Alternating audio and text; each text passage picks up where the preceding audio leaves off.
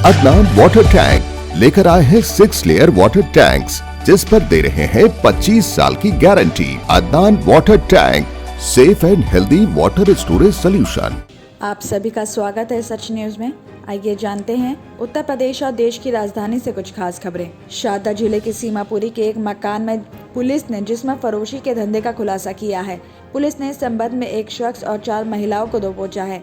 पकड़े गए आरोपी की पहचान प्रिंस, गैंग सरगना 38 साल की महिला और 20 से 30 साल के बीच की 3 युवतियों के रूप में बताई गई है। जिला पुलिस ने बताया कि रविवार को जिले के स्पेशल स्टाफ को इस बात की खबर मिली थी कि सीमापुरी के बी 84/4 दिलशाद कॉलोनी के मकान में जिस्म फरोशी का धंधा चल रहा है और लोकल पुलिस से खबर को साझा किया गया और इसके बाद संयुक्त टीम का गठन करके पुलिस को दिलशाद कॉलोनी के एक घर पर भेजा गया और यहां एक नकली कस्टमर को पहले पुष्टि करने के लिए कहा। फिर नकली कस्टमर ने घर पहुंचकर दरवाजा खटखटाया और वहां प्रिंस नाम का एक शख्स बाहर निकला और उससे बातचीत करने के बाद आरोपी ने 2000 में सौदा करके नकली कस्टमर को मकान में अंदर बुला लिया और वहां उसे 38 साल की महिला से मिलवाया और इसके बाद महिला ने नकली कस्टमर के सामने 3 युवतियों को भी पेश किया और कस्टमर ने बाहर इंतजार कर रही टीम को खबर दे दी, जिसके बाद मकान पर छापा मारकर 5 को मौके पर ही दबोच लिया गया। सीमापुरी थाना पुलिस पकड़े गए आरोपियों से पूछताछ करके मामले की छानबीन कर रही है और जांच के दौरान पुलिस को पता ये भी चला है कि जिस मकान में सेक्स रैकेट चल रहा था वो मुख्य महिला ही है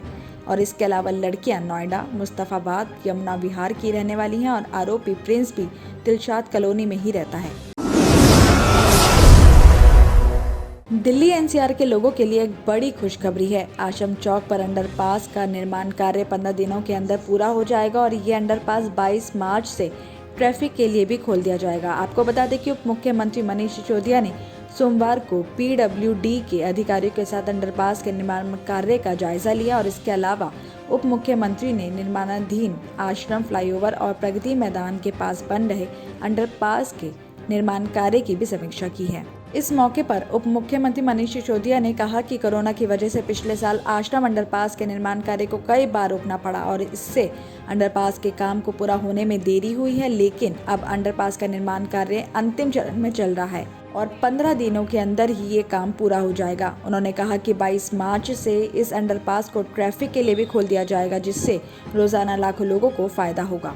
उन्होंने बताया कि आईटीओ, रिंग रोड, केंद्रीय सचिवालय, इंडिया गेट, सेंट्रल दिल्ली जाने के लिए रोजाना लाखों लोग इन रास्तों का यूज करते हैं और इसका ध्यान रखते हुए जल्दी ही यहां निर्माण कार्य पूरा कर लिया जाएगा। उन्होंने ये भी बताया कि आश्रम फ्लाईओवर का निर्माण कार्य अगस्त तक या दिल्ली सरकार या केंद्र सरकार के सहयोग से बन रहे प्रगति मैदान अंडरपास का कार्य मई महीने तक पूरा हो जाएगा।